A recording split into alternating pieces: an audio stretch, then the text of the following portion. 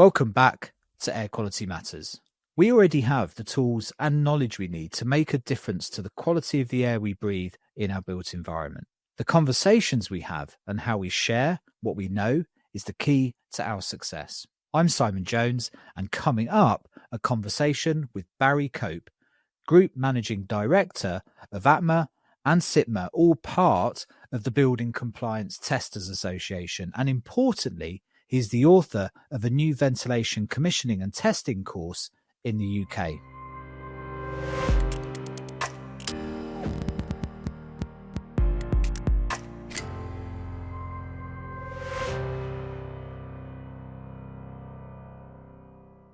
You can't manage what you don't measure. And if you listen to this podcast, you know I'm a huge advocate of testing ventilation properly and often outspoken on the standards and outcomes we face in the ventilation sector here. Barry is a fellow campaigner in this regard and someone with deep knowledge and specific understanding of what it takes to measure and manage elements in the built environment, for example, airtightness testing. I was fascinated to talk to someone who's very recently just sat down and developed a course from scratch, what his views are on the sector, and, as an accidental advocate here, what good might look like. As you can imagine, this was an easy conversation for me, something very close to my heart and very, very relevant to many of the conversations we have on this podcast and out there in the real world. If you care about outcomes in ventilation and air quality, this is a great episode with lots of real insight from someone who's very knowledgeable and passionate about us all doing better. Don't forget to check out the sponsors in the show notes and at airqualitymatters.net. This is a conversation with Barry Cope. On the old trope that you can't manage what you don't measure, as someone who's recently looked at the state of ventilation in the UK, and I'm guessing as a kind of a testing organisation, come to the conclusion that something needed to be done. I'm interested as a kind of a first starter of a question, the starter for 10, what your broad perspective was of the UK ventilation market. And I guess it's a leading question. Clearly it led you to want to set something up to do something about it. Yeah, there's a lot to unpack in your opening statement there. We, as ATMA, as the Airtightness Testing and Measurement Association, never had intended really to get involved with ventilation. Us starting that journey was because we fell into that market. And it's no secret that the stats are out. The new build homes in this country are becoming more and more airtight. We track that data. I'm sure we'll talk a lot about data, but we track that data and we can see month by month, year by year, day by day, the average airtightness values in this country. And we've got to the point where the airtightness levels have dropped and dropped and dropped. So homes are more airtight, less natural air leakage. But we found that the ventilation industry was broadly staying the same. It was on a, let's do the same thing. And it was never the ventilation industry that was taking the phone calls from national media saying, airtight homes are killing people. Airtight homes are causing mould. Airtight homes are bad for people. And partly because there was no real airtightness industry. There's not many bodies that kind of say, hey, we are the domestic mainly ventilation body that looks after all this stuff. And we can answer that question because it's so spread across all the different trades. Sometimes ventilation is the plumber, sometimes it's the electrician, sometimes it's the labourer. Often it's all three as a combined effort, and then none of the testing at the end. So we as ATMA got dragged into the ventilation industry not by choice, but because we had to almost defend ourselves. So we at one point, after taking another phone call from the national media and Airtight Homes taking another round of battering, I said, you know what, we're going to fix it.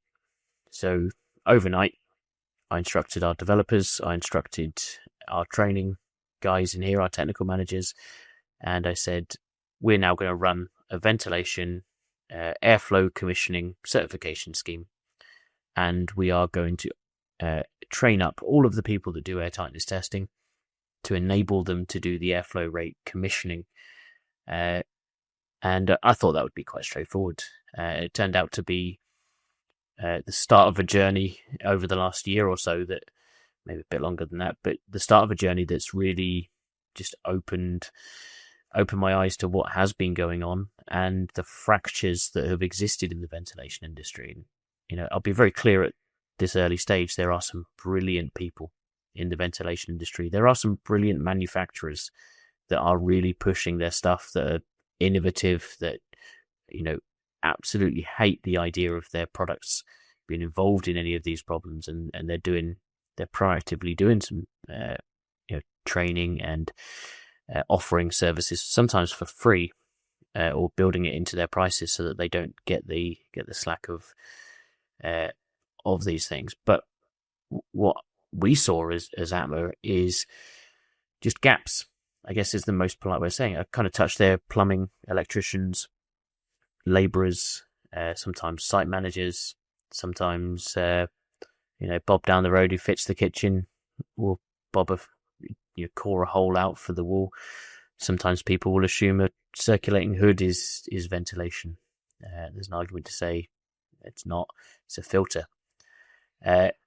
And so, it's a bit of a monologue to open with, but we just stepped into this world where we realised there was no cohesiveness, and but I bumped into a lot of people on the journey that enabled me to, supported us on the journey and said, what you're doing is a good thing, but be prepared. So, and I think we can. It's been an entry. We can unpack we can unpack some of that, I think. But I suppose you looked into the marketplace, and as a built environment assessor, as ATMA, as people that are measuring airtightness in buildings, you were seeing a gap in performance from a ventilation perspective. And I guess it didn't take, like most people, much rooting around to realize that every time we do a study or look at the outcomes in ventilation, that the percentages of homes that are non-compliant with even minimum standards is woeful. So it doesn't, for people that aren't in this space, if you're in a space of measuring building performance like you are, and you start to up the chain comes feedback that something's amiss with ventilation, it doesn't take much scratching around to realize the numbers aren't pretty. So I'm guessing you're looking at this landscape and going, look, there's a gap here. And the reason you looked at commissioning or testing, I guess, is because of the nature of your organization. You didn't look at this and go, we're going to start training installers how to install ventilation systems better, or we're going to start training designers to design ventilations. Your comfort place is as a testing organization. So naturally you went, I know what we can bring to bear here is better testing and rigor over outcomes. And I made a note, and I think it's really analogous here with airtightness testing. And that is one of the complaints in ventilation, is it's quite a disparate group. As you said, plumbers, electricians, general builders, DIYers, you name it. It doesn't have a trade per se. But then airtightness is a bit like that as well.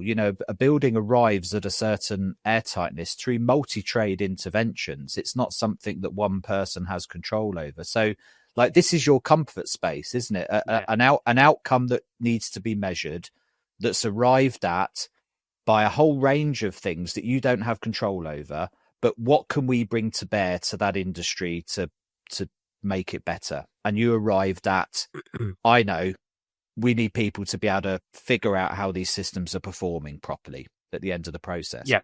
And we have always been a testing organization. Some of our devices are calibrated to multiple decimal places, really highly calibrated pieces of kit.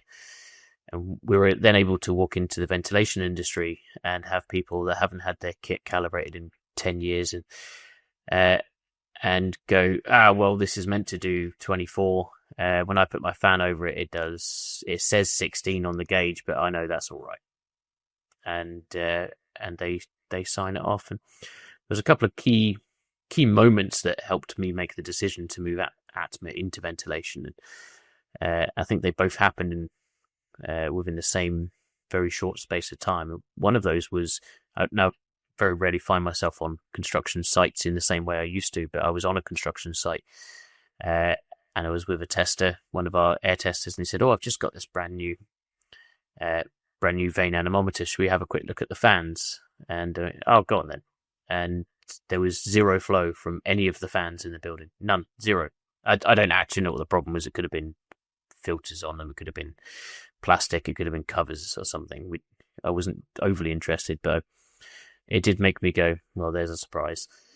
And I'd walked, after I'd done my audit for the tester, naturally giving him a hard time, as we always do. We walked to the site office, and the guy that I was with still had his vane anemometer in his hand, and we walked in, and the electrician that was there, who had installed the device, I know he had installed a device because he put the certificate down on the site manager's desk. It was like a film. It was like the most perfect timing, and he had written on the thing 6 liters a second, 15 liters a second, and signed a ventilation install certificate.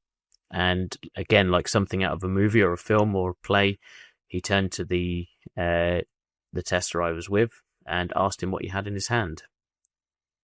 And this guy just put this down on the table. And I was just shocked that could be allowed. And it kind of opened my eyes.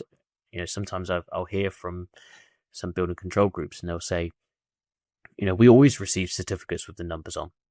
And I go, just because you receive certificates with the numbers on, my own evidence, my own eyes have seen these things show me that these aren't right. And then the second thing that happened was a wonderful report came out by the Future Homes Hub. And the Future Homes Hub had this brilliant, tiny little infographic, and I've used it a million times in presentations. And it identifies the 4 key stages of ventilation.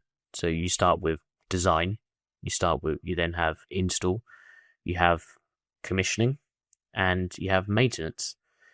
And it was the first time I'd seen that on paper in that format, so simple. And I thought, great, we can be number 3. Our testers can be number 3 here. They already own 50% of the kit that you need in order to be able to do this. So our testers can be number 3. Number 2 is kind of already looked after in the UK by the NIC EIC. They have an installers course. I think 1,000 people a year go on that training course. The design, well, we'll get to that. But my thoughts are, I can't do the design without employing a new member of staff. I don't really have the skill set to do the install. I'm out of my comfort zone. I do have the skill set to do the commissioning and measuring of things. That's been my entire life since I was, since I studied engineering. Measuring of things was what we do. So at that point, I said we can be number 3. And actually, if I push hard enough and we get as many powered flow hoods into people's hands as we can, and they measure stuff, it will shock the system. So then number 2, the installer gets a shock if something goes wrong, and number 2, theoretically, can turn to the designer and say, I've installed it exactly as you requested. So by seeing those, by seeing that on paper, I was able to go, we are part number 3 of 4, and I can set this thing up in weeks. And we just did. We have here the Building Performance Hub. We had a bunch of leftover wood, and me and Stan from Sega built 3 ventilation bays here in the hub, and then installed an absolute bunch of ventilation stuff. So we said, right, well, let's create the training course. Let's create a certification program, and let's get this thing going. And yeah, that was the start of us getting involved. Yeah, and easy, huh? Look, that's the end of the story. Because you said yes, yes and no. We to set the thing up very easy, and right now we have a very good training program. We take 2 days to teach what's currently taught in 1 hour, the airflow commissioning and in all the ventilation strategies. We take 2 days to run for a very thorough course. We spent a huge amount of money on IT. We have the certification scheme written in accordance with ISO 17024. We're ready to go. And the next stage was we went to local government, and the future home standards were being written. They've always been written, but they were being written 2 years ago, and we said, "Hey, we've already done this. Here is our plan. This is what we think should happen." And yeah, they were very, very receptive. We were quite pleased with that. So we made a lot of progress, and then just nothing. Stop. Hardline. There is no requirement to join a certification scheme. There is, up until the building safety regulator jumped in, there was no requirement to show that you are competent to do anything in construction. And now that competency, or the requirement to demonstrate competency, is coming in. Our training courses are sold out every time, because the people doing it and doing it properly want to make sure that they are competent and doing it correctly. So it's been a weird journey, but it was only when I spoke to you, actually, maybe 18 months ago, 2 years ago, and you said, "Oh, have you seen the way the Irish guys do it?" No. And I think you'd sent me a couple of their their website and how they do it. And we had managed to write almost identically the same certification scheme with the same training requirements and extremely similar outcomes to the way they had done it. And they had got it into their regulation in 2019, or started it in 2019. And we're still 5 years down the road, have the certification scheme ready, but not able to quite get the thing over the line and get it required and written into the regulations. The interesting thing here for me is that, like, you say, like, you sat down and you said, right, we need to write something for commissioning. So you sit down, and I think that's what a lot of people don't appreciate, is that ventilation's not that hard. There's have not. You heard how I wrote the standard? Have you heard the story? On a plane, literally on the way back from Australia. Yeah. Because if you understand standards, and you understand enough about ventilation systems and the testing methodologies that are understood, that are available at the moment, there's not actually a lot to it. So and if you're a quality type person, and you think, right, how do I go through a process of making sure somebody's got the competency to measure this stuff? I think people could start almost completely in the blind in different jurisdictions and end up with largely the same methodology. And I think that's quite reassuring, that you said, having spoken to me, you looked at what the Irish are doing and it was remarkably similar.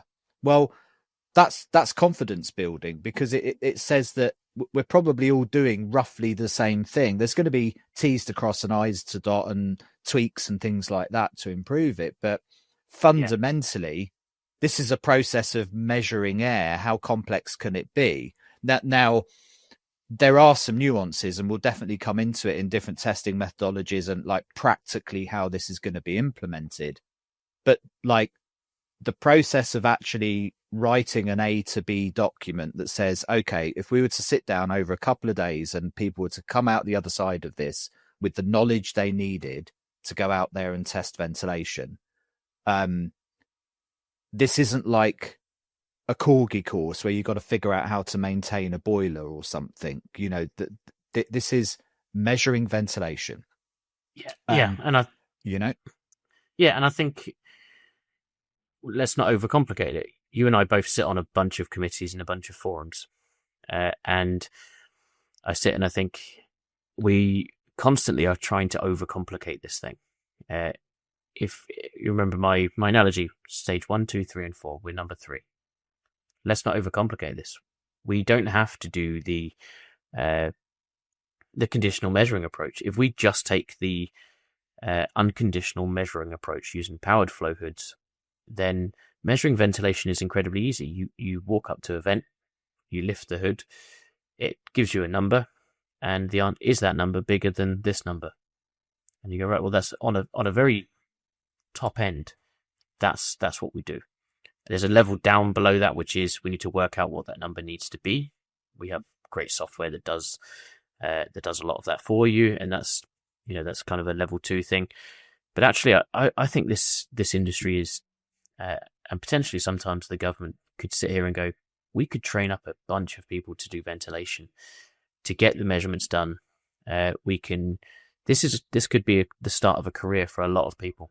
We can enable them, if you've got a driving license, and you can somehow get hold of the kit, be it you hire the kit or you borrow the kit or you buy the kit. You can go out tomorrow, you could do a 2-day training course with us, receive your certification, and go out into the field and start doing these measurements and checking. It's not been as simple as that, because we know there is a substantial amount of fans and ventilation systems that are failing to meet the minimum requirements. There's a bunch of ATTMA members that no longer carry out ventilation testing because the failure rate was so high that it upset the relationship between their customer and them. So they stopped doing it and only carried on doing the airtightness testing. And for me, that just is completely alarming, that they're failing these things, and it was causing problems in relationships. So on one hand, yes, we have this great, it's very easy to go and measure. And if 50 of us in the ventilation industry sat down to write a standard on how to do the measurements, we would come out with, 1 or 2 similar looking standards. Brilliant. But the real problem we have in this industry isn't doing the measurements. To some extent, it's not even being forced to do the measurements. It's ventilation, much like acoustics and noise control. When it goes wrong, it's painful. If you're talking a fan that goes through a hole in the wall, not so painful. But if you're talking the failure of a ducted system, you don't know what the problem is. You just know it. You can measure maybe at one point and you can measure at another point, but you don't know where in between those 2 points something has gone wrong. So it becomes a real big issue in having to fix those things. And that's where the problem lies. But we're never going to get over that problem unless we either A, design it right, stage 1, or we start commissioning them and failing them so that we can learn, the industry can learn. And I think the industry's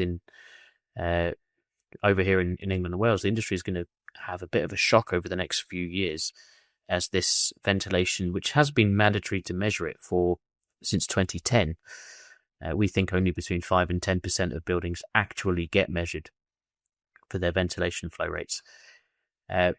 When the more of these that are done, we're going to identify these problems early doors, and the industry is going to be in for a bit of a shock. But that's how it was when airtightness testing came in 2006 in England and Wales, and it was a shock to the system. Suddenly the builders had to learn this whole new thing, and individual trades had to be conscious of their work. And you briefly touched on it earlier. Airtightness is this multifaceted thing like ventilation. The difference with airtightness is there was consequence to getting it wrong. And the consequence wasn't as you would expect it to be, which is the homeowner would complain and you'd come and have to put it right. The consequence was very, very simple. You could not produce your energy performance certificate without the airtightness test certificate. So you had to do your air test. You have to pass your air test. It goes into the energy model and spews out an EPC. Ventilation, I've been lobbying the government for a very long time. The way you fix ventilation is to use that exact same process. And we have an opportunity now with the new home energy modelling coming out, that the certificates for the ventilation commissioning should be collected in that energy model before it can be used to produce an EPC. Therefore, you can't have builders not having certificates from competent people that are lodged and recorded in the system in order to fix these buildings. What happened was the SAP assessors became the airtightness police almost by accident. It was never designed that way. It just naturally happened. And what was also really interesting is a substantial amount of the SAP assessors were also airtightness testers. So when they received a competitor's certificate that wasn't part of a competent person scheme, the first thing they did was kick it straight back and say, I pay my fees, I pay my dues, I have my kit calibrated, you've just submitted to me one that doesn't, I'm not accepting that. And the SAP assessors became the airtightness police. The SAF assessors, or the HEM assessors as it will likely be, are in this great opportunity where they may become the ventilation police, because they're going to receive these certificates and they're going to go, fantastic, this is great. Or they're going to look at it and say, this has been written by Joe Bloggs on an email. This hasn't come through a competent person scheme or a certification scheme. And I'm not willing to accept this and put my professional indemnity on the line to produce you an EPC. So I think there's an opportunity that's about to come out where we could follow the airtightness model and ensure that substantially more buildings, if not 100% of every single building in this country, has the ventilation actually measured once it's been installed. Yeah, there's an awful lot there that I want to try and unpack, Barry, and I've been furiously writing notes, trying not to forget some really important points that you've touched on. The first one, just to reverse back up a little bit, because I think we're probably going to touch on it a few times during the conversation. And for those not from this world, and we've got international audiences that may call it slightly different things as well, I think it's worth us explaining just very briefly this tier of ventilation testing or measurement that we understand as the unconditional, conditional, and minimum benchmark method, because we'll say it a few times, and I think if people don't know what that means, it will be hard for them to put it into context. So originally, out of some work that was done by Bizria well over 10, maybe even nearly 15 years ago, when this concept was first pulled together, we ended up with a standard document that was created in the UK that defined ventilation in 3 tiers effectively, didn't it? Or the measurement of ventilation, yeah. The measurement of ventilation, yeah. So we had the unconditional approach. The unconditional approach uses powered flow hoods, and powered flow hoods take away any back pressure that's caused by placing the hood over the fan. So there's a small motor, small fan that spins up, makes sure the pressure is even on both sides, and it's called unconditional because the reading you get is the actual airflow plus or minus margin of error. The number 2 is the unconditional approach. So the unconditional approach. Sorry, the conditional approach. Sorry, conditional approach. Thank you, sir. The conditional approach is, even I get it wrong, using rotating vane anemometers. So rotating vane anemometers, when you place them over a fan, they create a back pressure on the fan that's greater than the back pressure it would normally operate in the room, and therefore reduces the flow rate of that fan. So your indicated flow rate is not your actual flow rate. You have to do a calculation in order to get there, and you look up your numbers on 2 separate graphs. One is your equipment graph, and one is your published flow rates from the manufacturer graph, and you do a calculation. So you can figure out your actual flow rate. Even to this day, there is a very, very, very large German manufacturer of equipment. I'm not going to name them because we'll definitely get sued between us. But they denied that this was a thing. You know, they were selling rotating vane anemometers. They probably sold 1 million around the world. And I've asked them for their back pressure corrections, and they said the fan doesn't cause back pressure, or the rotating vane anemometer doesn't cause back pressure. And I recorded this video. Maybe one day I'll release it, but I recorded a video of myself using powered flow hoods and rotating vane anemometers here at the hub, and showed them, hey, you get a different answer. I kind of wonder why that might be. And it took them a very, very long time to come back to me, and they never really truly came back to me. And they just kind of denied it was a thing. So even within the people creating the equipment, there's a denial that there's a problem. I see a lot of people saying to me on, I'll get back to the third method in a sec. There's a lot of people that say to me on LinkedIn, whenever I do my measurements, I never quite get them all to add up. And I say that's because when you restrict the flow of one duct, it just forces the air out faster in another duct. And sometimes that's because you may have a 6-inch duct, but the vane anemometer is 4 inches. So you get a restriction, like squeezing a hose pipe. So the pressure goes up the flow goes down. The third approach we have in the UK was work done between BISRIA and I believe the NHBC, and it made its way into a really good document called BG46, which has formed the basis for airflow rate measurement in England and Wales for a little while.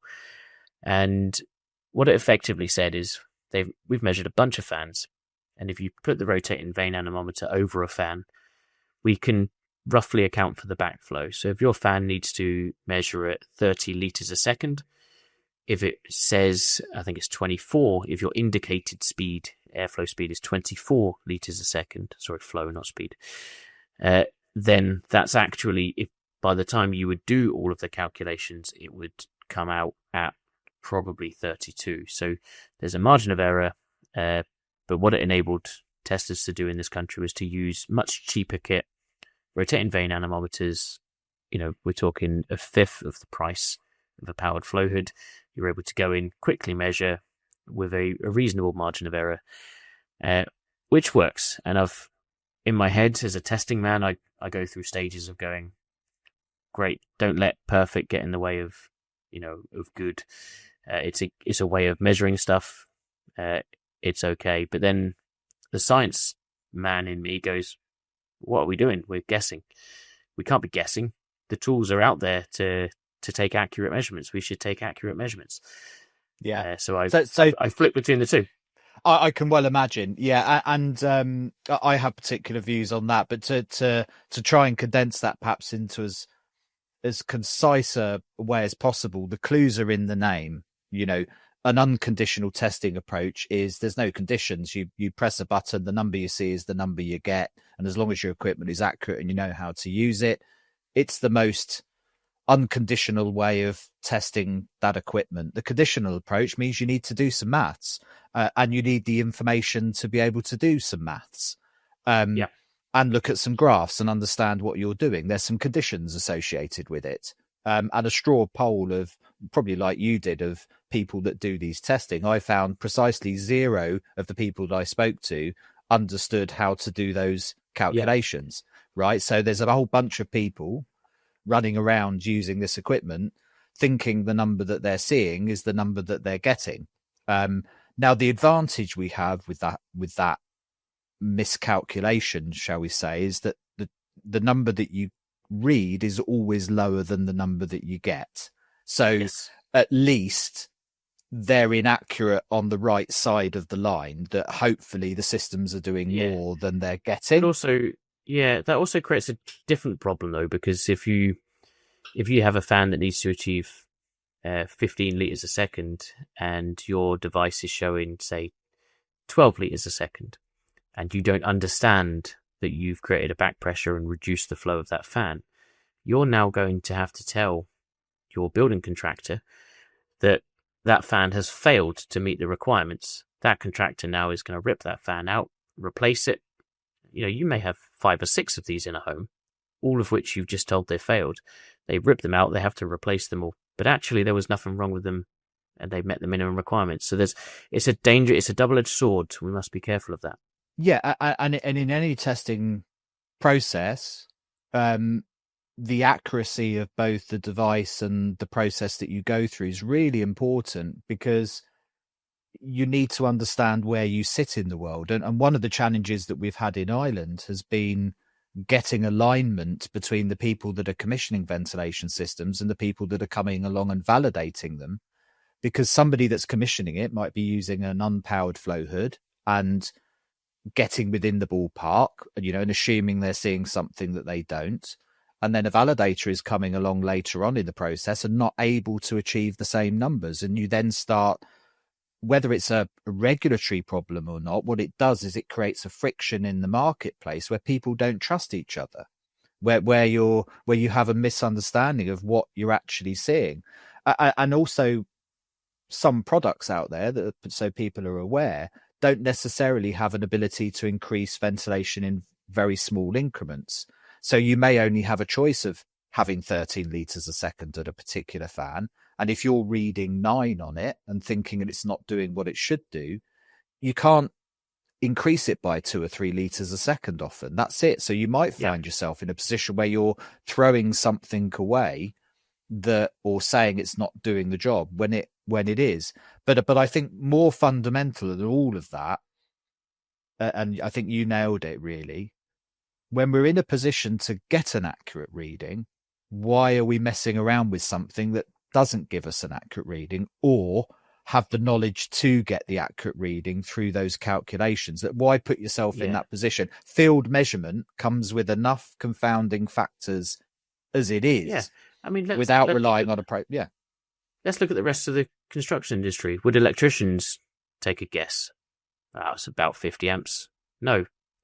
Would window fitters? Would we do this with anyone that takes accurate measurements in construction? Would you take the concrete slump rate and go, oh, it's about that. We think it's about that. We'll be okay. You wouldn't do that in substantial other parts of the industry where it is life and death. And as much as people say or may counter, ventilation is a life, or it's my opinion. Ventilation is critical. It's a life critical part of a construction, because if you're in a very airtight home, and I'm the first person to stand up and say this, if you're in a very airtight home and you do not have adequate ventilation, you are very, very quickly and very likely going to have problems. And that may be mold, that may be humidity, that could be building sickness of a ton of varieties. And it goes right back to my original point. If you're going to build an airtight home, you have to ventilate it correctly. And that doesn't just mean put some fans in. That means actually achieve the required minimum flow rates. And I argue with a lot of people all the time. They go, why would you build an airtight home and then have these fans that are removing air? And because you're making assumptions that the amount of air being removed by these fans is equal to having a leaky building, and it's not. They're two very different things. One is a controlled at source, controlling humidity coming on when you need it to and off when you need it to. And one of those is just gaps and cracks in your home that allow cold breezes through places you don't want them to be coming in. This airtightness ventilation link just needs to be very clear. They both go hand in hand. Do not make your home airtight if you are not going to ventilate it correctly. On the flip side, do not spend £10,000 on the most high-end ventilation strategy and system you can find, and don't make your house nice and airtight. You are throwing money down the drain. The two things, part F and part... Well, I think, and as much as airtightness, I'm forever saying airtightness is not ventilation. Air leakage in your home is not ventilation. You must never, ever use airtightness tools to measure ventilation, ever. That will be written on my gravestone. But, hear me out.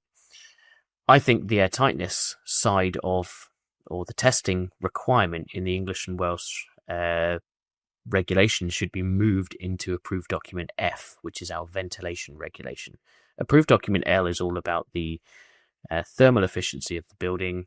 It sets the minimum targets for our energy modelling. Your doors must be this U value, your windows this U value, CO2. But I think that airtightness needs to come out of that section and be next to ventilation. It should be, you need to make your house airtight and you need to ventilate appropriately and have both of those measured so that they're in the same document. It would just make our life a little bit easier and create that link between the two that is super clear, that you can't have one without the other. And that goes both ways.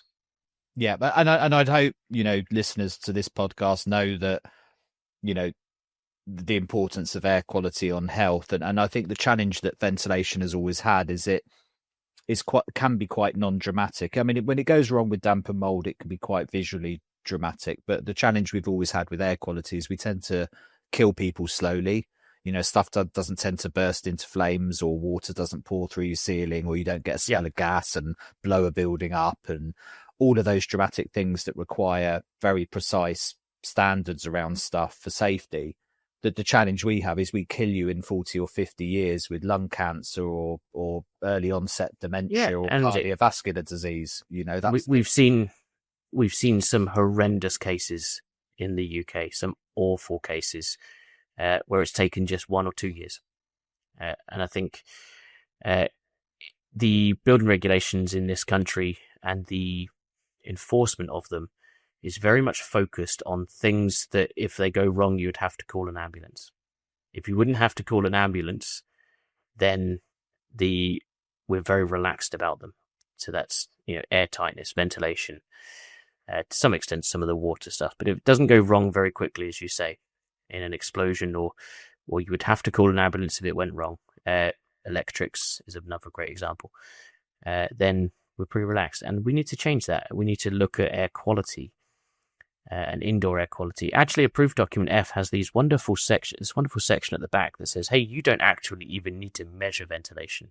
If you can prove all of these metrics are being met, and formaldehyde and I don't think CO2 is actually in there, but it contains a bunch of pretty nasty stuff that outgasses from natural building. If you can prove those numbers are actually below the requirements set in the standard, then the dwelling is considered appropriately ventilated. And I think actually we don't look at that section of the regs. I don't know of anyone that's ever used that section of the regs to demonstrate compliance. But that is written in there, and we should probably look at that a lot more.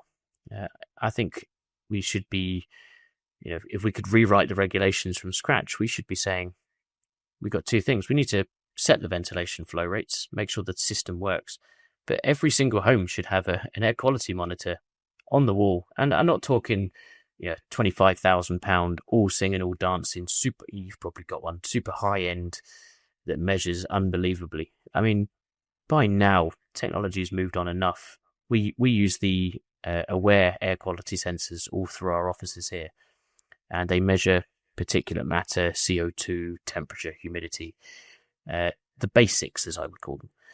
And it's enough for us to get a good gauge of where we are. And I think when I bought them, £100. I mean, why aren't we putting these things in every home for a year? Well, you're pushing on you're pushing on an open door with me, as you can imagine, Barry. I mean, the truth is, and I've been saying it for a while, so I'm going to have to be right at some point. Otherwise, people are going to stop believing me. Effectively, I've been saying for a while that within the decade or so, we're not going to be measured on whether our building complied at the point of construction.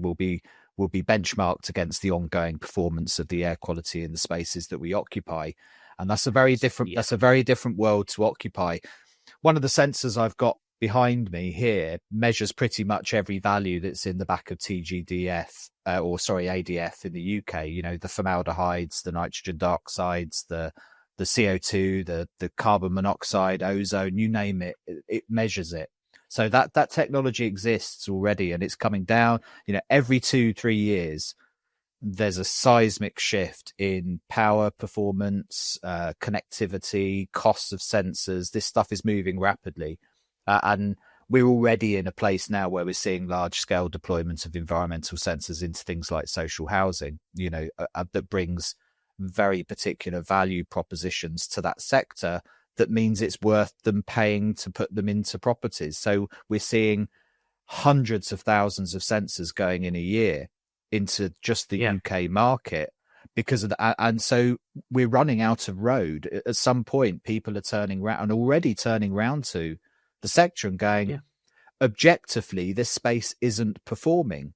Explain yourself. And it won't matter whether you said you met a particular standard at the point of construction.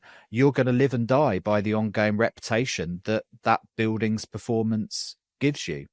But I think it brings us back to one of the notes I made a little while ago before we started breaking down those testing methods. And I want to come back to a couple of them a bit later on, because I think it's an interesting conversation. But you made a point that I think reflects the where we are piece, and that is that you have people that operate in a space of airtightness testing, that's been around now for half a decade or more, a decade or more even, are used to a certain level of quality and understanding and language in the sector, have gone and started doing ventilation testing and have walked away going, this is ruining my bloody business relationships with people because everything I'm measuring is shit. And I can't keep telling people that this is a problem. And that's a reflection of what we see in the data and the studies that happen out there, is that somewhere, and this is a Europe-wide problem and probably broader than that, in the region of 60 to 80% of properties are not doing what they should do from a perspective of ventilation. Now, I know of no other sector where that would be tolerable. You know, that if you were seeing, and bearing in mind these are minimum standards, this isn't some gold, lofty, platinum, well standard thing we're trying to achieve here. This is a minimum standard for typical buildings in typical scenarios, as all these standards are written. And every time we go and look at it, and I mean every time we look at it, you are more likely to find a building that's nowhere near doing what it should do than you are finding one that's close. And that I think Airtightness has exposed it. I think this is part of the problem. I think since 2002 it first was mentioned, 2006 it came in as a regulation. We're now in 2025. Airtightness exposed this problem. It was never a problem where you could get away with a chunk of it. There was a bit of a problem, but our homes were so leaky that they were saying, you know, they were ventilated by accident. You know, there's a good sound clip. Ventilated by accident. And now people are, you know, kind of referring to leaky homes as ventilation. You know, air infiltration is ventilation. It's not. We did that by accident. We did that because we didn't know how to build better. We've learned over those last 25 years. And part of that, those airtightness values come down, exposed our issues with ventilation, that we've relied so heavily on our buildings being so inefficient that ventilation wasn't seen to be a problem. And we were only seeing these problems accidentally in, my mother, for example, lives in a post-war prefab concrete home, and she had issue with mold. And it was because we had this uninsulated concrete wall, and the house was super airtight.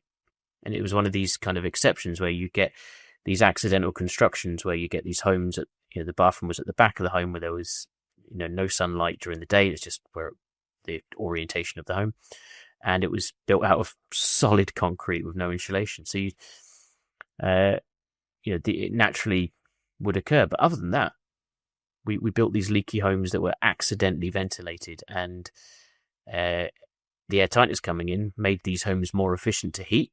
And I will argue that point until the cows come home. It is a good thing. Airtight homes help reduce fuel poverty by making it cheaper to heat the home, but we need to figure out the ventilation side of that. You know, making sure that we use mechanical ventilation once we make our homes nice and airtight. But I interrupted you there, but I wanted to get that point there. I think it's a really good point. Where I was heading with the question, I suppose, was the way that you presented the statement around people kind of walking away from the process because it was just creating too much friction, speaks to potentially a broader friction. And that is, if you don't test, you don't have to confront the problem that you've got, right? And you could see that as a potential problem. And I was wondering, as someone that's been so heavily involved with airtightness testing for so long, whether there's been any equivalence there from a lessons learned from an airtightness perspective, that when we first started doing this and we started attaching the completion of buildings to airtightness tests, that we were getting horrendous results and results that we weren't comfortable with. Because I remember at the beginning of airtightness testing, we used to just test 1 in 10 or 1 in 20. And so you could soften it a little bit like that to say, well, okay, it doesn't look as bad as it is because I'm only actually testing a proportion of them. And if I find problems, then I zero in. But has there been some equivalence in that journey, do you think, that airtightness has gone on, that we can say, look, don't panic too much. We know it's a shit show out there, but we've been here before. This is what the trajectory is likely to look like. Yeah, I'll actually respond with a positive. So when 2006 came in, the people knew that airtightness was coming. And once the regulation is out there and it's made clear, when I first got into airtightness testing, I did a substantial number of airtightness tests for people that knew it was coming, didn't need to do it, but wanted to get a feel for where they were. And I think we have this big fear in the ventilation world that, we can't possibly change it because the building contractors will freak out and lobby and, no one's going to like it, everything's going to fail and go wrong. But actually the point at which the regulation became regulation, the industry reacts to it and says, right, it's in, it isn't going anywhere. How do we fix it? And in those early days, in 2006 or so, we went and showed people, and the target then was 10, and we went and tested a bunch of people's houses, and they got 7s and 8s, the lower the better in the air leakage game. And it put them at ease. They go, great, actually, we're doing the right thing. We're happy with where we are, and because you've done the test, we've also learned a little bit, so we think we can get a bit better. And so when we go for our next stage of building, we're gonna fix that problem. So yes, there was plenty of homes that failed the tests, and they had to be repaired, and things were opened up and resealed, and there was a lot of learning that happened, and sometimes that was a bit painful. But we didn't set particularly high standards of air leakage, so it could be fixed. A lot of the problems were just simply you had a hole at the end of some boxing, so if we fix the boxing, it actually isn't so bad. But yeah, my instinct is to point towards the positive that happened. Once the law and the regulations are set, the industry reacts, and it would immediately go, right, go and test a bunch of my houses and let's see where we are. Because if we're already meeting the requirement, I don't need to worry about it. We just keep doing what we do. And I think that's where we need to get to. I seldom remember any cases where it was that bad that we walked away and things went wrong. More so sometimes on commercial buildings. If you take a big shed, a big kind of warehouse style building for airtightness, it's generally the same detail repeated 7,000 times. You have a piece of cladding that overlaps another piece of cladding. And if you don't have appropriate seals or it's not tight, you have that exact same detail wrapped around the building with hundreds and hundreds of pieces of cladding. So it's the same one problem 700 times. Or if you don't have the filler pieces in the very top of the cladding where it meets the roof, it's one detail 700 times around the building. So we tended to find commercial buildings could be quite disastrous, but actually there were often easy fixes. And the housing market was the same. We could fix things, or, they could, I wouldn't go as far as bodge things, but they could make superficial repairs that would get them over the line, knowing that they could learn next time that actually here is what I need to do and here is what I need to repair. And ventilation needs to go through that journey. It needs to go through the journey of it's in the requirements. It's got moved into into ADF. This is what you're going to have to do. And the construction industry will go through, and a bunch of them will go, fantastic. Actually, we were always scared of this. We never really needed it tested, or we always thought it was being tested, and we just had assumed. And we're actually okay. We've always met the requirements. And then there'll be a bunch where it goes wrong. And there are some ways we can fix that, as long as it's not a catastrophic problem with the ducting. Sometimes it might just need a slightly bigger unit being installed, or it might need a slightly bigger hole being drilled out. There will always be a small stage, but if it becomes properly ingrained in the system, we can't ignore it, and I think it will very quickly become normal. If imagine it dropped this year, 2025, by 2027, it would all the friction and all the pain will be done with, and everyone, the manufacturers will be working with all of the builders to make sure the systems are installed with potentially a bit of capacity to make sure if there are problems that the units can overcome those problems. And I think we just need to make the jump. We need to make the commitment. I'll have you back in just a minute. I just want to borrow you briefly to talk to you about 21 degrees. a partner of the podcast. Formerly the Green Building Store, they were founded in 1995 by 3 exceptional building professionals, and the company grew out of their frustration with the poor availability of ecological building products. And I've known them for years as the go-to company in the UK for end-to-end design-led MVHR systems. You see, your home should do far more than just provide shelter and be energy efficient. If designed correctly, it'll be a far healthier and more comfortable environment. So whether you just want to start with a single product solution or need a comprehensive range of technologies to make your home more comfortable, 21 Degrees can help. In 21 Degrees, you won't find a more trustworthy, straight-talking, passionate about what they do, and approachable group of people. I speak a lot about the performance gap on this podcast and what we can achieve if we value ventilation highly enough. 21 Degrees embodies that sentiment for me. So if you're building a home, looking to install ventilation, or need to talk to experts in the field, I can't recommend them highly enough. Links are in the show notes at airqualitymatters.net, and you can find them at 21degrees.com. That's 21degrees.com. Now, back to the podcast. I can't tell you how many times I've had this conversation and around construction in general. And I don't know if it's the childbirth effect of human nature not wanting to remember something so traumatic that you do it over and over again. But every time we've introduced a standard that looks like it's going to turn the industry on its head, the industry's gone, yeah, okay, right, and get on with it.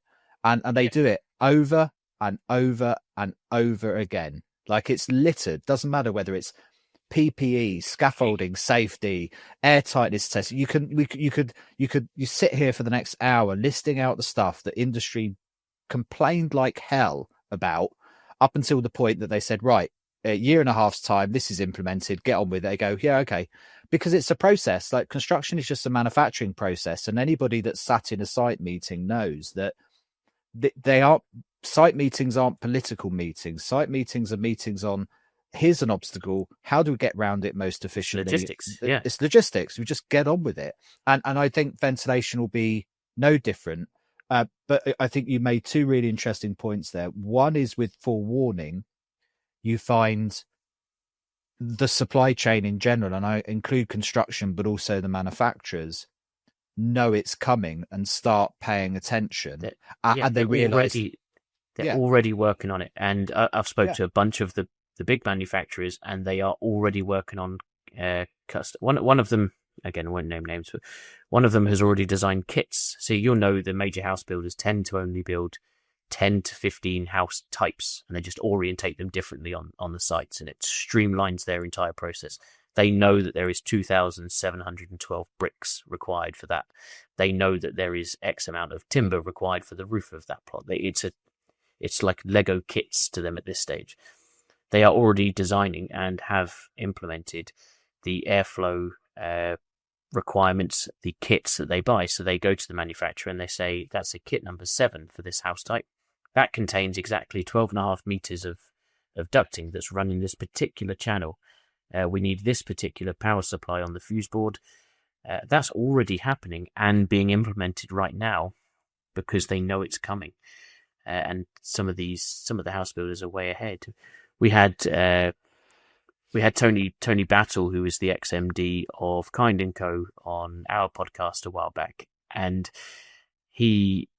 I asked him these questions. I asked him the question, what were your thoughts when you first found out airtightness testing was coming into the regs? And he was very open. Right, let's get on with it. It's there. Let's make it happen. Let's get some testing done. And in a similar way, we spoke about Passive House. Right, someone approached you about Passive House. What are your thoughts? And his thoughts are, right, well, let's roll the sleeves up and figure this out, because we're going to have to do it at some point. We may as well learn now before it gets dropped on us. So if we can learn in advance how to fix these things, we're not going to be worried about it and panicking. So the construction industry, I think sometimes consultants and the media, we give them a hard time, but they are, logistical, operational businesses who are just, a lot of them are very much, hey, we build these things and we build them in these particular places, and it is an unbelievably streamlined process. It looks like chaos when you look at a construction site, but it is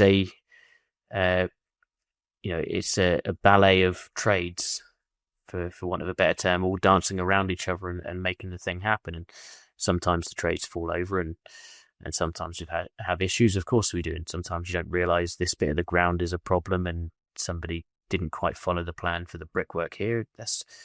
But generally these things are pretty smooth running. Yeah. The thing that frustrates me ever so slightly is the industry, the manufacturing side of stuff, and that is the can kicking and obfuscation that often goes on in the lead up. I mean, all industry is naturally conservative. I think it doesn't like change. It understands where it's profitable and doesn't want stuff to interfere with that. But, with ventilation, a classic one years ago was decentralized fans not able to work against the decent back pressure. And the excuses that came out of the industry as to why this wasn't important and why this was an unfair requirement of the testing methodology, that their fans needed to achieve X or be tested in a certain way, you wouldn't have believed. It went on for half a decade.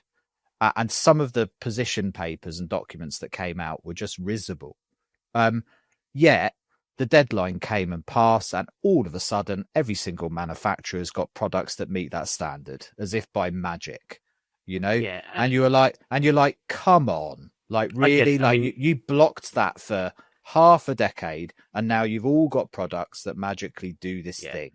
But you can imagine it if you were in a logistical and operational style business, and for those of you watching on camera, there is a chip and pin machine. If there's 3 blue buttons across the top of it, if I came out and said, we're thinking of changing that top right-hand one to green, you don't want to change it to green. Why? Because your system is slick and you've got a process and everybody knows what they're doing. And as soon as you make a change in a business, it causes things to change, people to change, processes to change. We've now got to order green buttons. And when do we implement those green buttons? And will that green button work? And do I have to now have that tested?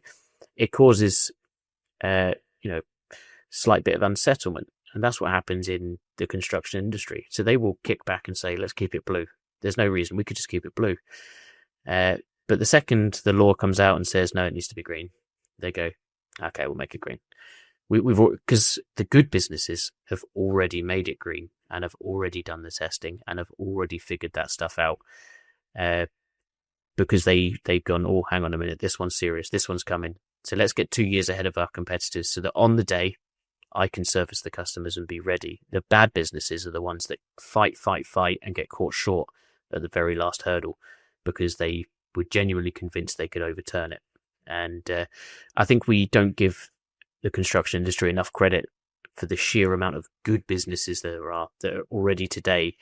There's businesses out there today using a lot of the airtight paints, the passive purples, as you will, or the membranes that are coming out. And they're already trying it on a few of their homes because they're looking 5-10 years into the future and saying, we're going to have to do this. Let's give it a go. Let's see what happens. Very low risk. Let's try it on one of our properties now so that we can just see, actually, is it now just a slight bump in the process, or are we going to have to do something drastic and engage design teams?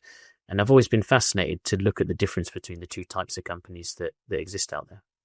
Yeah. And I think ultimately, and this is where I put so much credence in measurement, because ventilation is so eminently measurable. Certainly mechanical ventilation is. We can have a conversation about the potential of natural ventilation, but it's something that we can define a requirement to, and we can check that we got what we paid for.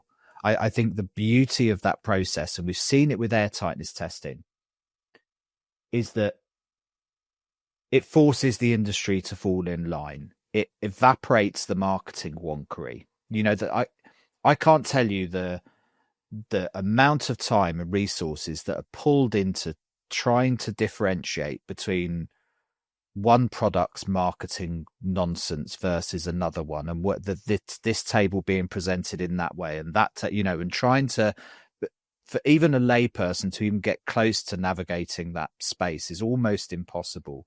all of that ends in a moment that you have to stand over the end result. It doesn't matter what your brochure said or your technical salesperson said under pressure and started pushing the boundaries a bit of the capability of a particular product. All of that stuff goes out the window the moment there's an end goal of, okay, have I got what was intended? And that changes everything. And nothing moves the supply chain faster than that, because it causes chaos for a short period of time where people are running around going, oh shit, that fan's never going to be able to do that. What do we do? So and so specified it and we didn't catch it, and that particular project becomes a nightmare. But you can guarantee it doesn't happen on the next one. Everybody's got their shit together, because nobody wants the embarrassment of those phone calls. Are uncomfortable for anybody when you suddenly realize that fundamentally something isn't going to work because it was missold, misrepresented, not put in right, whatever the scenario was. There's a lot of egg on faces quickly, and the construction industry doesn't tolerate that, because it's so process driven. You find the very next project that's corrected, but you have to have that definition at some point of, did I get what I paid for? That's why the cycle is so important, and that's why the good builders are out there right now installing stuff they don't need to. They don't legally need to or have to, because they're trying to avoid those. They're learning those lessons from the past. So there's companies out there now fitting MVHR is a perfect example. They could get away with a continuous extract system and reduce some of the cost, but they're looking at their trades, they're looking at their subcontractors, they're looking at the logistics of how this goes in, and says we're gonna do a site where we have this, and we're gonna monitor that, what worked and what didn't. And I don't know how many contractors you've had on, but there are, you definitely should find some of those, because the ones that are doing that right are just fascinating to speak to, because they really are pushing this stuff early and trying to figure it out before the industry jumps. It's brilliant. Yeah, it's a risk. They just don't say it. They just don't talk about it enough. No, because if they talk about it, then it might drop sooner than they need to. And there's these risk conversations that go on in these organisations. I know they do. And we saw some fascinating effects of that here in Ireland. Probably, I don't know how long ago it would be now, but maybe nearly a decade ago, where we saw some very significant changes in regulations in Ireland. And what effectively it meant was that after a period of recession where there wasn't a lot of building had gone on, some changes had happened in regulations that meant people were having to build fundamentally different buildings than they were building at scale 5-6 years previously. And at the same time, there was a culpability and accountability mechanism within the standards that had significantly changed here, which meant the risk factor went up enormously for those involved in construction. And what we saw almost instantly here was a very specific focus on making sure that what was going into buildings worked for the first time. And because they had to actually stand over, they were legally now accountable for absolute compliance with the standards, whereas before it was all kind of opinions of compliance and a bit woolly. It became much more matter of fact.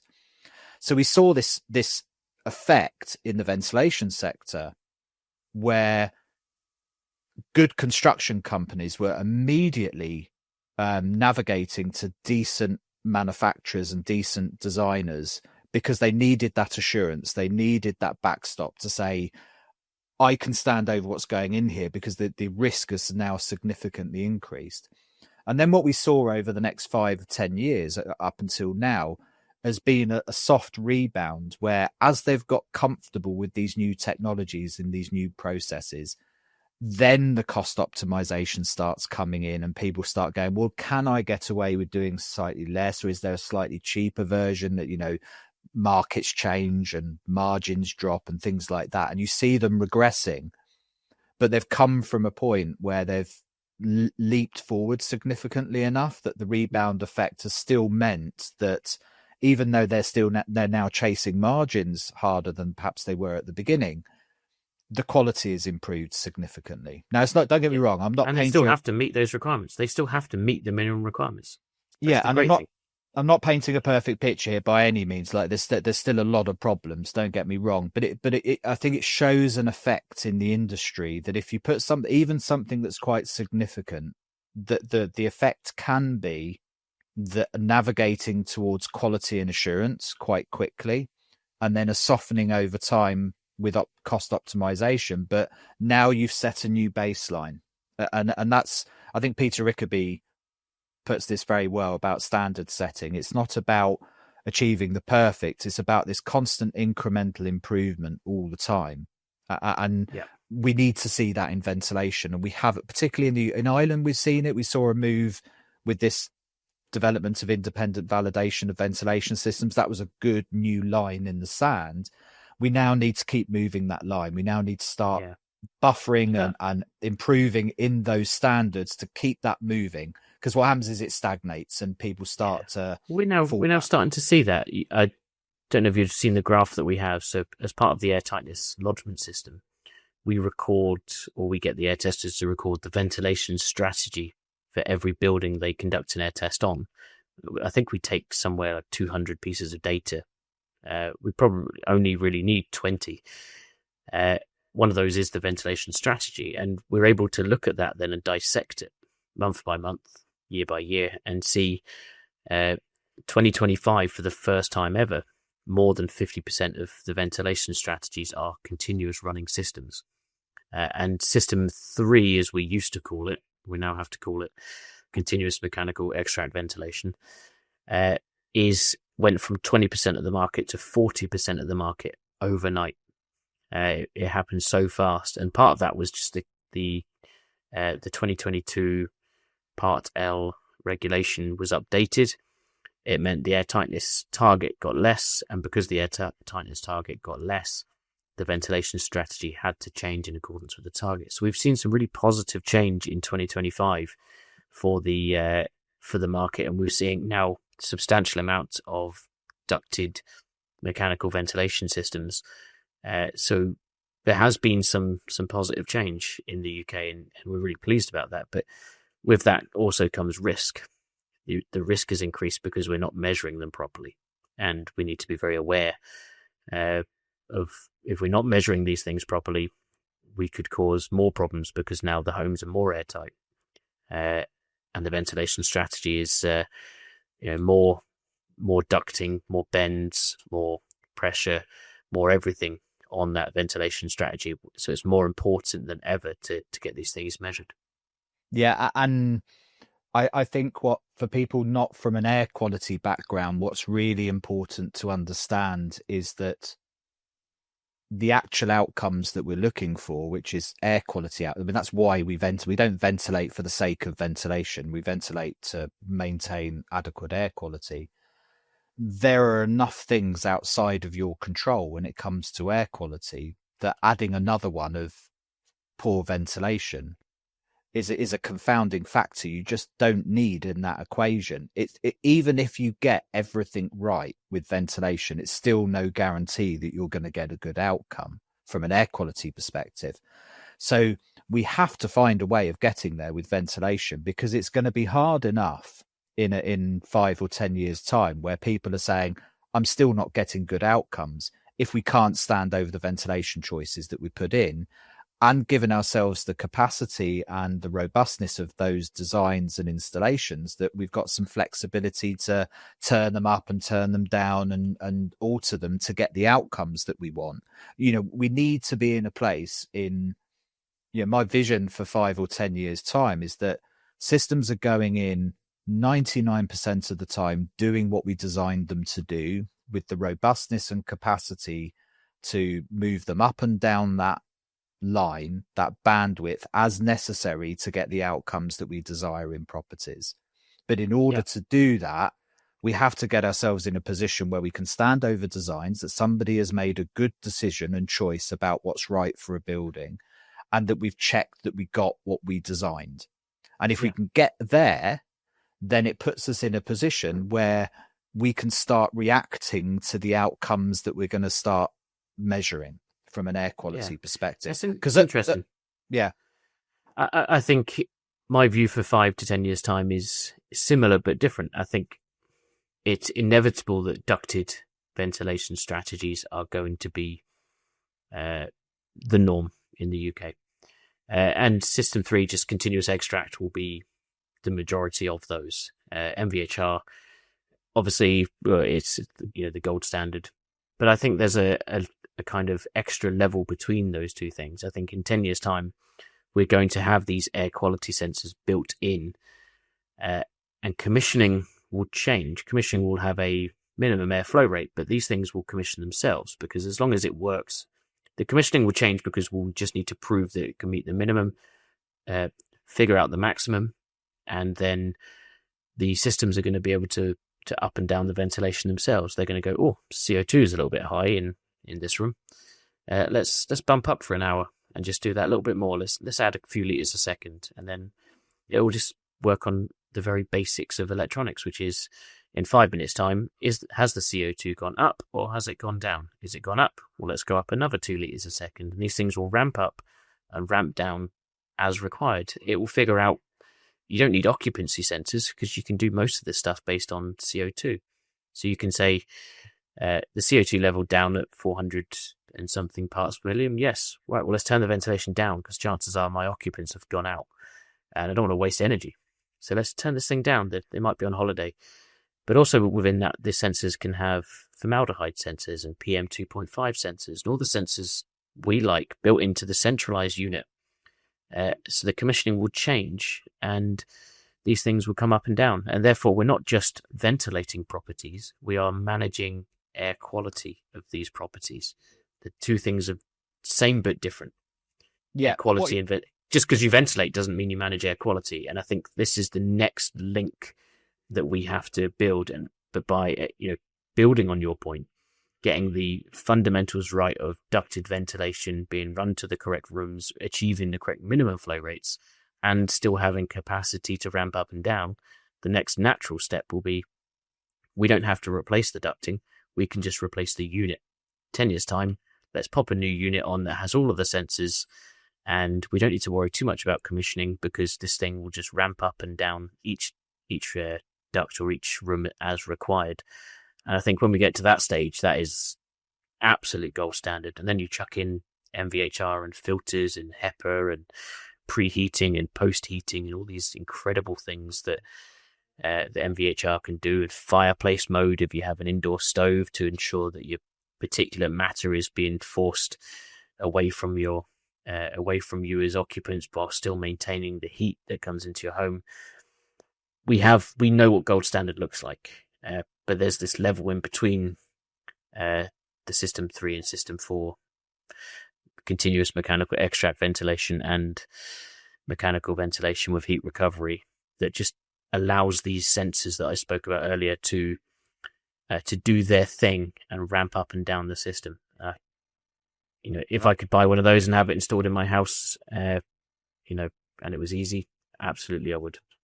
It's what I would want as a consumer. We don't talk enough about what consumers want and what they don't know they want. Consumers want a new build home because they think it's clean and tidy. Consumers don't always realize new build homes for the first year contain some pretty extreme chemicals that are outgassing from all of the woods and the glues, and that new car smell everyone says is amazing is the glues that you're smelling in the carpet.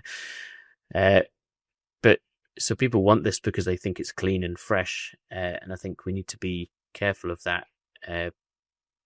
I had a great conversation with Alan from Airflow a while back and said to him, I see your business is much like Rolls-Royce, where you don't sell engines, you sell miles.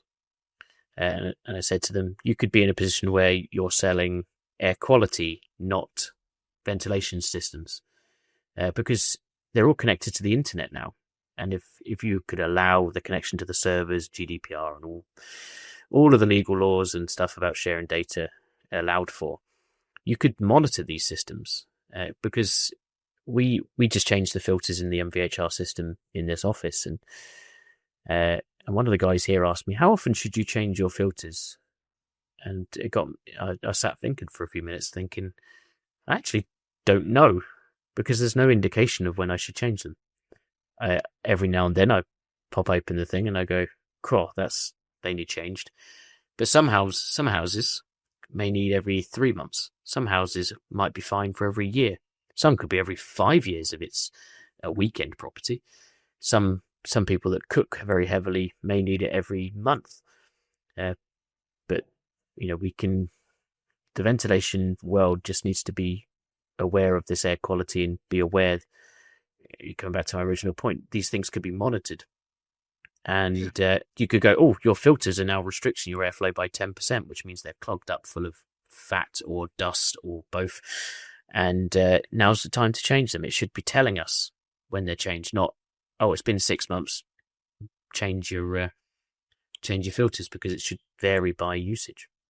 Yeah, and what you're describing a couple of really interesting points there. One of them is this industry of demand controlled ventilation. To give you some sense of it, in France, 95% of residential ventilation systems have been demand controlled ventilation for more than a decade. That world exists in a lot of places. Predominantly moisture as the major control mechanism. Increasingly things like CO2, as you describe, and VOCs and things like that are coming into the picture. But it's eminently achievable in a building that is such a large asset in our lives. The cost of having that automation is not an unreal leveraging costs.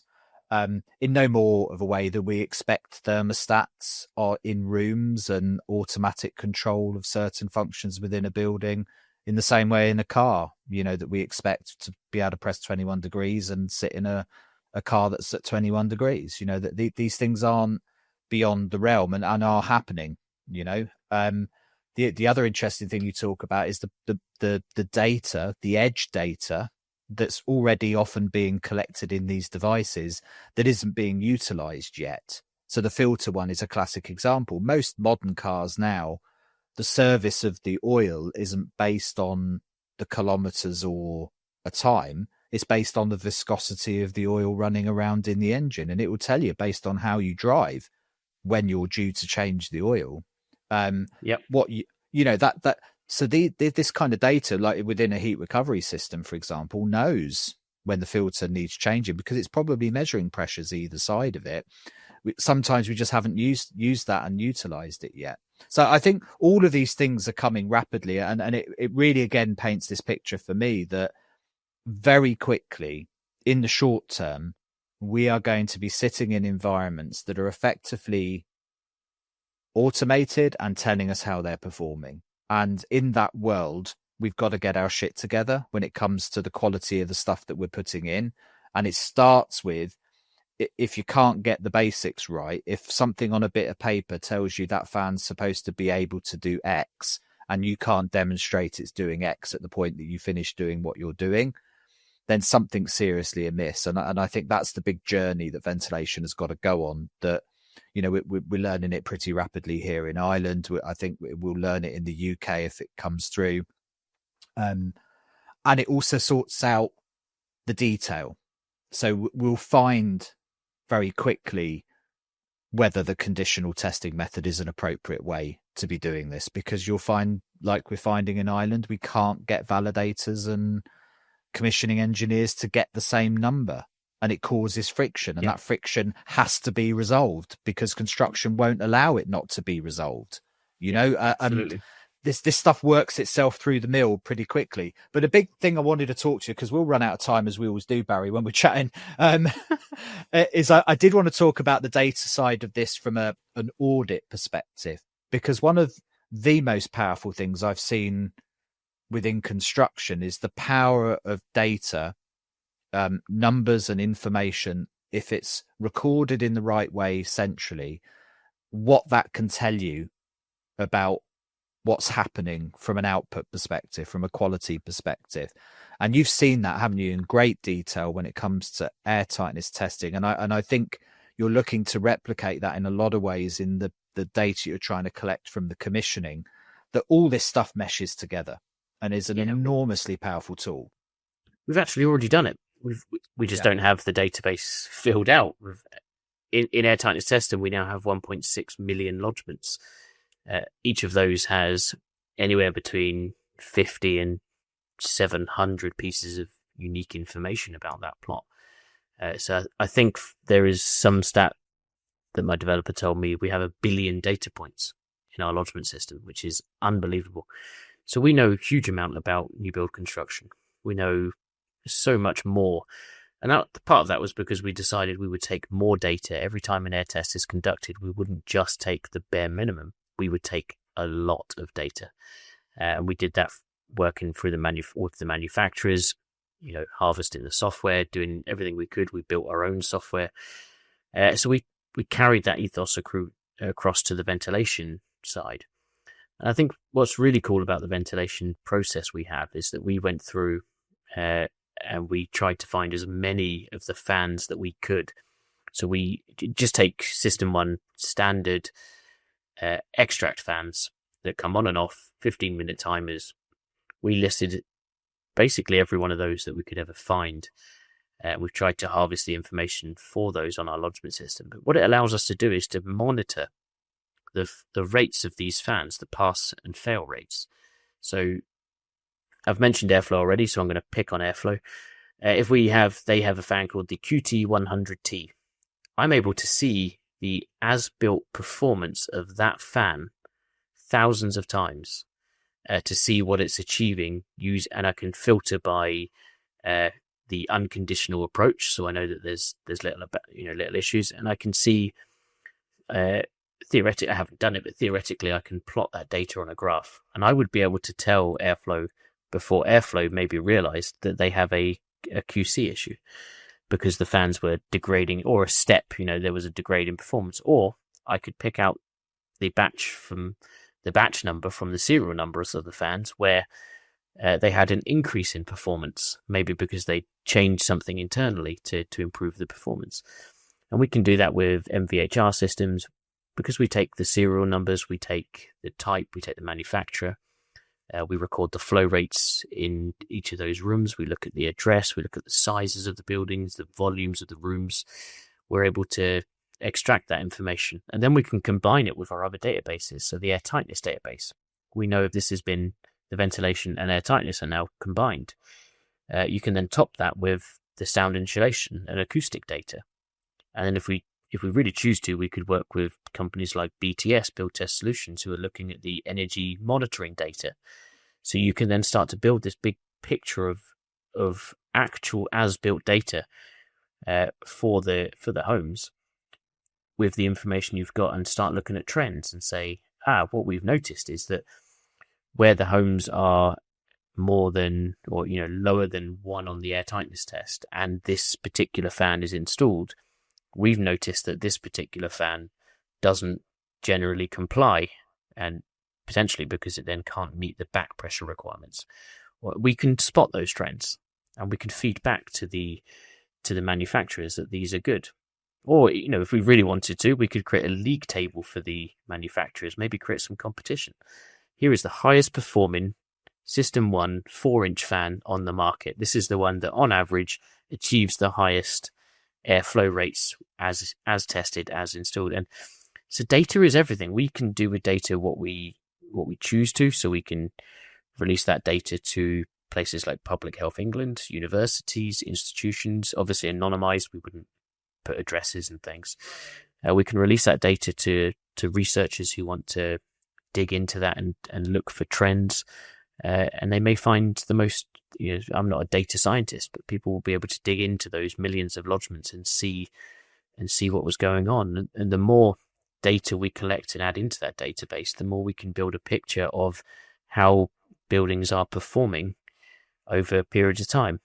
You could then potentially chuck in things like data from sensors, air quality sensors that are in the home, and start to say, when this happens and this happens, then this happens. Potentially even go as far as creating alarms or signals to say, we've spotted a problem before it's a problem. So data, I have a saying, data is the new gold. Data is the foundation of ATTMA. And I often tell people ATTMA isn't a construction company. we're just about a certification company. We're actually an IT company. We rely so heavily on our IT system. Our lodgement system makes our world go round. It contains our members' information. It contains the data. It contains everything we possibly need. So we are very much an IT business, because we even monitor our audits on the system. We upload, or we pull data by clicking on a particular test. It sends them a request for data. They upload it back to the lodgement system if they're missing any information. We conduct our audits online, and then we can track the audits and the success and failure rate of audits all through our own lodgement system. So we have a lodgement system that I wouldn't sell if someone offered me 5 million quid, because it's the fundamental heart of our business, of what we do. 6 million, I'd be tempted, but we're not. Yeah, if there's any deep pockets out there, yeah. Well, I can't remember which car manufacturer it was. Toyota, one of the Taiwanese, or one of those Korean, one of those car manufacturers actually changed its business category to data and energy, because effectively what they've recognized is that they're basically big computers with batteries on wheels is what they actually make. So their ability to move power around a city in the form of mobile batteries, and the computers and communications that they have. Sorry, it was comms and batteries, a comms and batteries company. That they effectively are a massive network of communication and battery devices, is what they really are, is what they're really making. Yeah. And that's the value.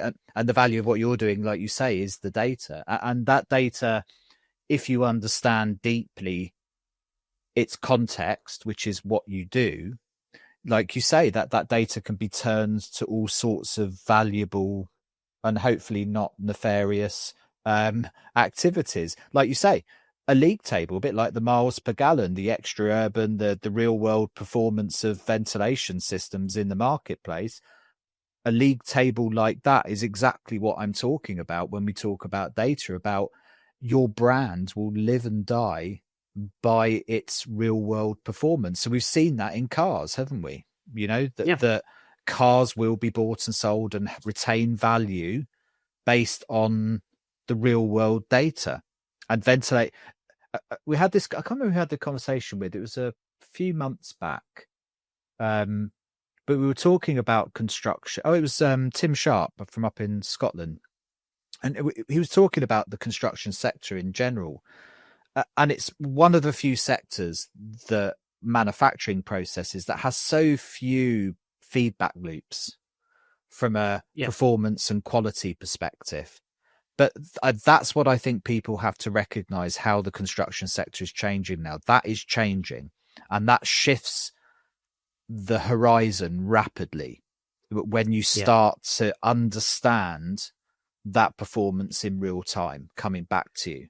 That changes the narrative, basically. It does. We move away from ventilation, but it started with ventilation.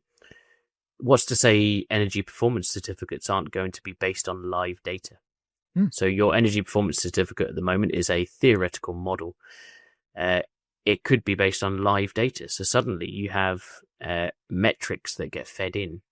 And I've always said that these metrics should be open. So you should be able to, if you've got good performance, you should be able to add that in. So airtightness testing will be added into the reduced data SAT for existing homes, because an assumption is made that the home is semi-leaky. Where a lot of them will be airtight, especially now air testing has been happening for 20 years. A lot of them have a negative assumption against them. So that being opened up is a good thing.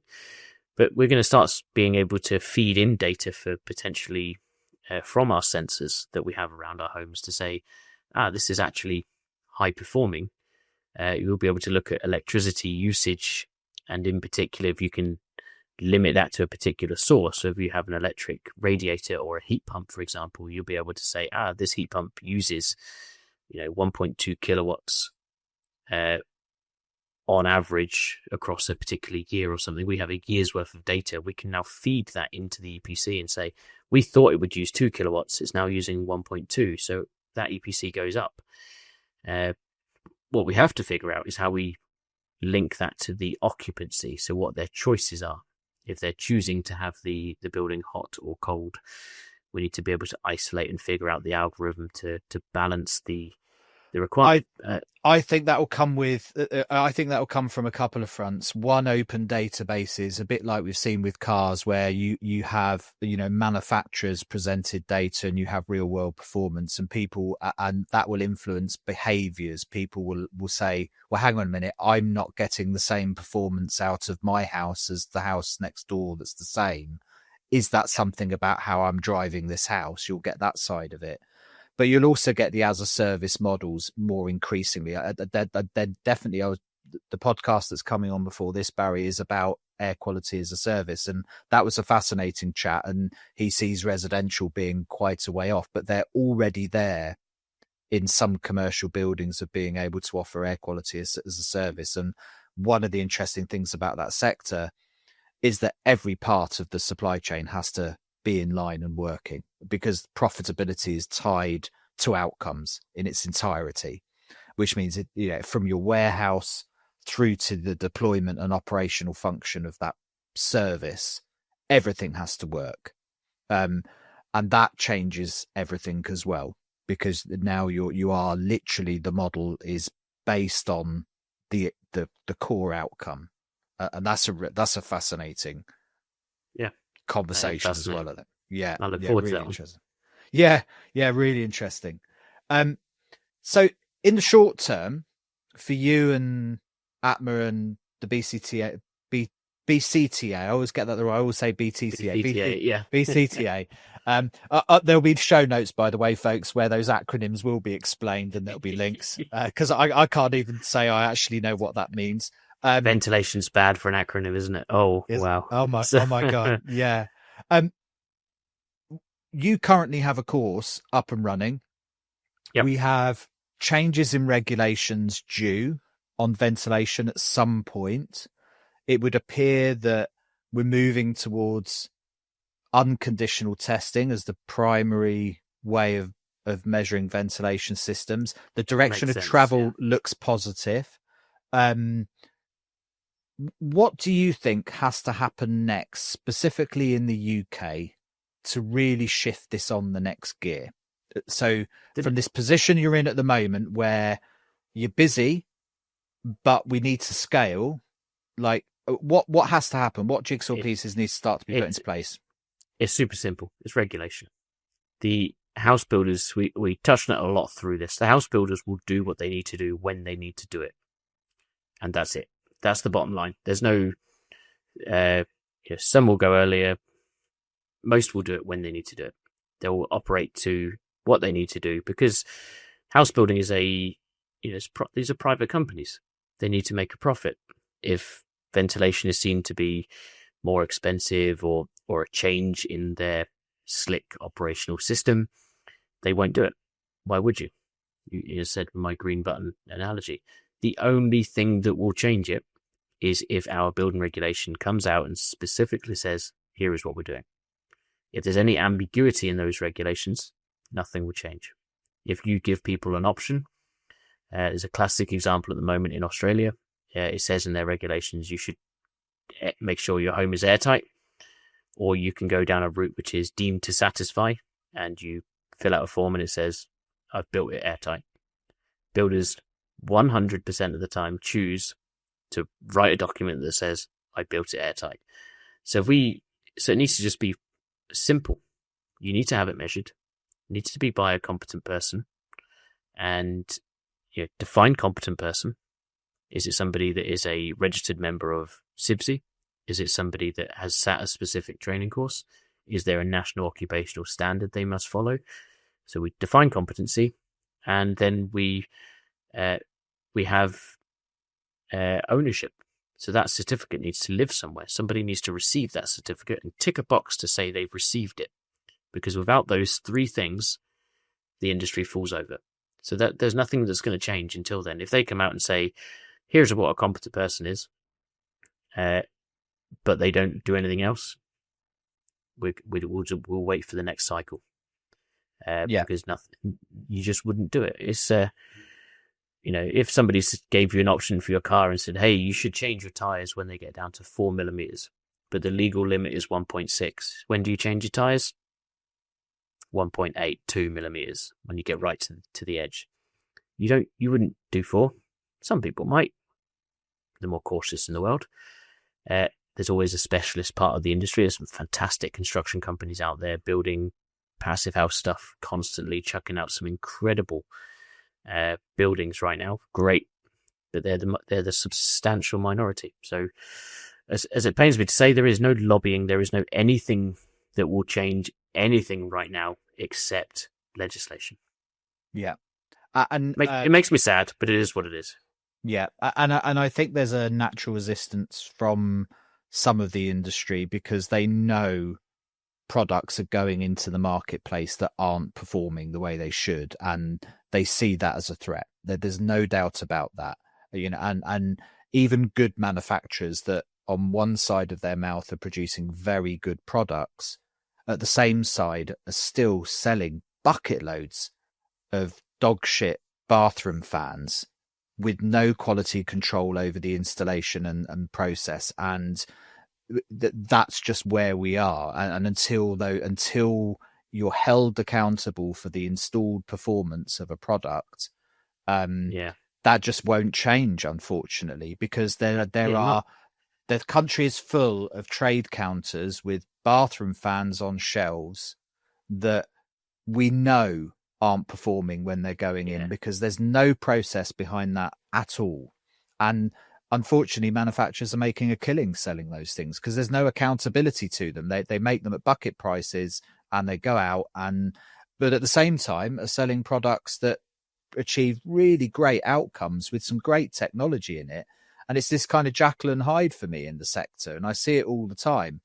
And it frustrates me. One of the things that's just a thing that annoys me. But one of the things I wanted to touch on before we finished here was around existing buildings, because particularly we're in the UK and more broadly in Europe, a vast majority of the buildings that we're going to be in 50, 60 years' time exist today already.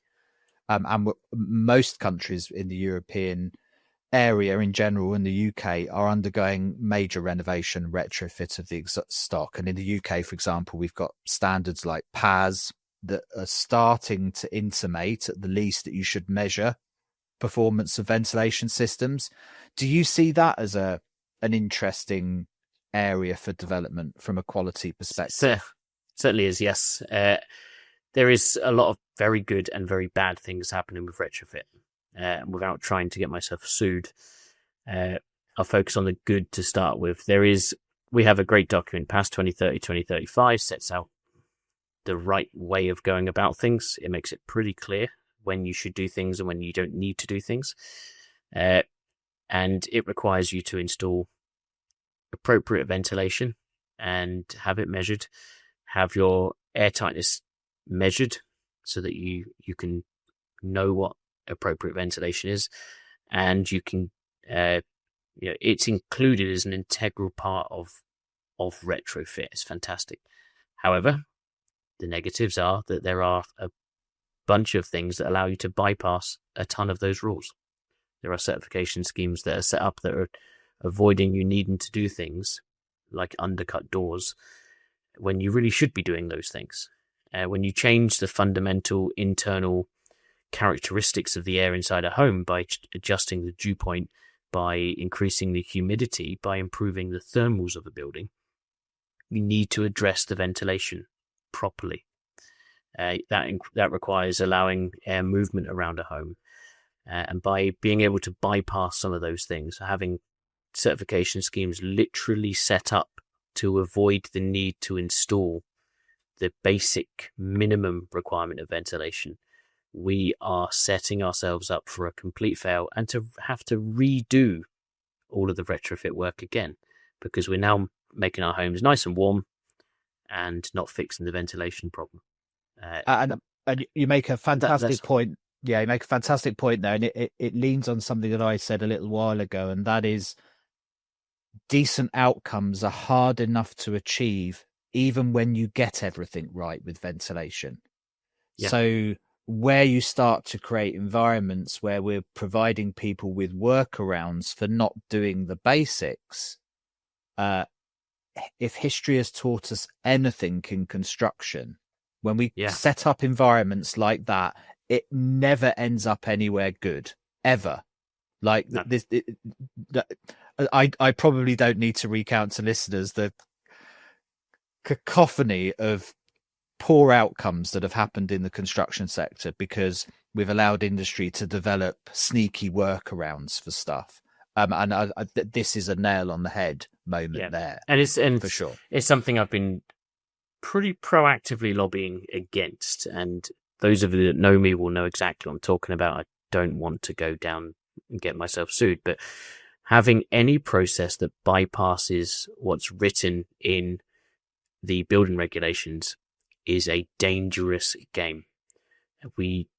As you mentioned, there has been fires that have happened. You look at Australia and New Zealand have had the pink bat syndrome. You've had all over the world, there's examples of bypassing the requirements to save money or time. And even if you do it for the right intentions, there's a reason a lot of those regulations are written.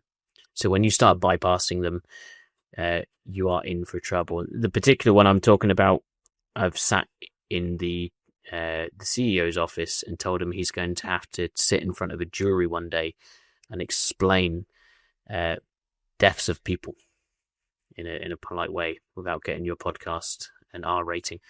And I was ushered out the door, and I stand by what I say, because it is what we can't be doing is exactly what I've said, increasing humidity because we're reducing dew point, we're increasing thermal efficiency, and we are not dealing with the ventilation.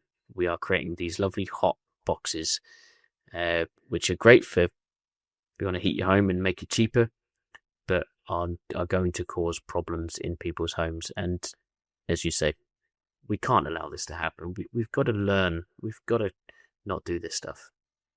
And I come at it from perhaps a slightly different angle in that I just know how difficult it is to stand over outcomes anyway in the built environment. And so when you start introducing things that make that more complex, you're just lining yourself up for a hiding.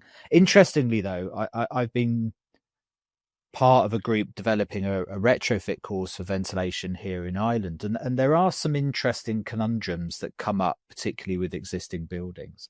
And that the first one is that in most kind of common law environments, you can't insist an older building that may have met a previous standard meets a new standard unless it's changed significantly enough that you can justify that it now needs to meet a new standard. So in some environments where we're doing major renovation and deep retrofits and whatever terms you use, you're changing a building significantly enough that you can make an argument that it now needs to meet certain new regulations because it's fundamentally altered, right? And I think most people get that.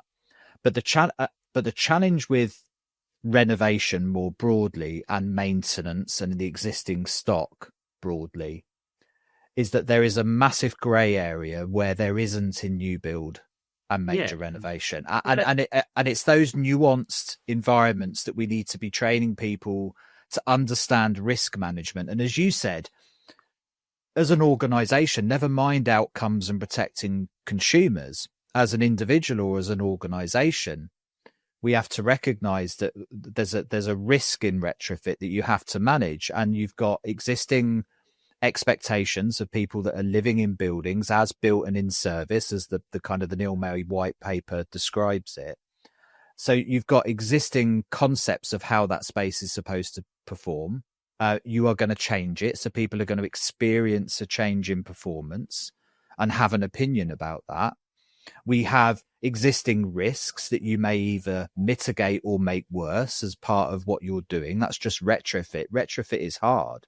You know, whether we're talking about radon risk, whether we're talking about moisture risk, whether we're talking about all of these things, we need to take countenance of where a building is starting from and where potentially we're taking it to and how we manage that risk. And as you say, where we start finding ways of going, here, look, it's a leaky building, we can get away with not doing something because it's going to get in the way of installing windows or insulation or whatever the thing is. Like we've just been here before. We know where this goes. Like anybody that's been around construction long enough, it's littered with a history of poor outcomes for people. And this is real people and real people's lives we're messing with. This isn't just here's a bit of mold might appear in a bedroom, we'll get away. That'll be 5 years down the road, we'll get away with it. Ventilation and poor air quality outcomes don't even have to have a visible outcome to kill somebody. You know, that there are homes that we may that create poor outcomes for, that the homeowners may never see a difference in. But it will give them lung cancer in 40 years' time, or it will cause cardiovascular disease or early onset Alzheimer's. And over the next 30 or 40 years, believe me, we're going to have an awful lot more evidence of this stuff. And people are going to be sat in uncomfortable courtrooms trying to explain why they were trying to dodge and navigate their way around basic principles of ventilation, because it got in the way of installing insulation. And that for me is because, and I'm not saying there's anything wrong necessarily with any of these methodologies, that the trouble is, from a risk perspective, it's hard enough anyway, the built environment, to get this stuff right without finding things to obfuscate from. Yeah, and going back right to your original point there, it's the difference between legislation and morals and ethics. So perfect example that I give people is if I was to be selling a 1950s Porsche, I don't have one, and I wouldn't sell it if I had one, but if I had a 1950s Porsche, it doesn't need its MOT certificate. That's the annual vehicle inspection, because it predates the annual vehicle inspection requirements, the law. But if I sold it to you, took the massive wheels that used to come on things, you know, these things might be the best part of 20 inches wide, and I put on a set from a Morris Minor, then legally I've not broken any rules, right? I've given you a car that can drive on its wheels. Ethically and morally, I've committed two cardinal sins. One is that I've now given you something that is potentially dangerous, isn't going to be able to accelerate and brake as designed. And two, I've committed a cardinal sin of putting Morris Minor wheels on a Porsche. But, the difference between what is right legislation and what is right morally and ethically, those things need to be balanced. Just because one meets the requirements of the law of the day doesn't mean it's the morally or ethically the right thing to do. And worse is if there is evidence to suggest it. And this is where Grenfell Fire got so wrapped up, is that they knew the stuff was flammable that went onto the outside of that building, but they still put it on anyway. And right now in construction, we know ventilation is underperforming, but we're still putting it in anyway. And I know one isn't as extreme as the other, but as you point out, in 10, 20, 30, 40 years' time, we're going to feel the effects of this and be dragged through the courtrooms. So we're already feeling it, Barry. You know, air quality is the single largest environmental risk we face as a human species. Like it is already, we now know that our exposure to air pollutants is multi-systemic. There isn't an organ in the body that isn't impacted by air quality. Like I say, whether it's cognitive early onset dementia, Alzheimer's through to cardiovascular disease, liver, kidney cancers, autoimmune issues, low birth weights, endocrine disruption, you name it. You know, we are being impacted by these poor outcomes. The evidence is suggesting that at least in the UK market, something around 60 to 80% of buildings are non-compliant, aren't even making it to the minimum line benchmark. So we know we've got a fundamental problem. And to quote the lady from the Grenfell inquiry, if you don't feel the weight of responsibility here in this sector for getting it right, then you're in the wrong industry and you need to get out.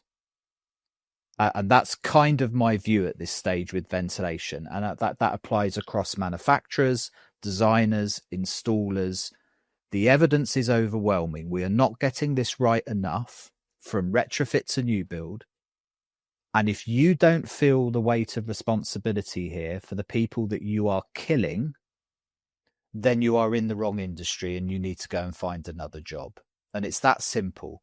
And this is coming to an end, because at some point those ventilation systems are going to be measured, and you are going to have to stand over the stuff that you sold or designed or installed.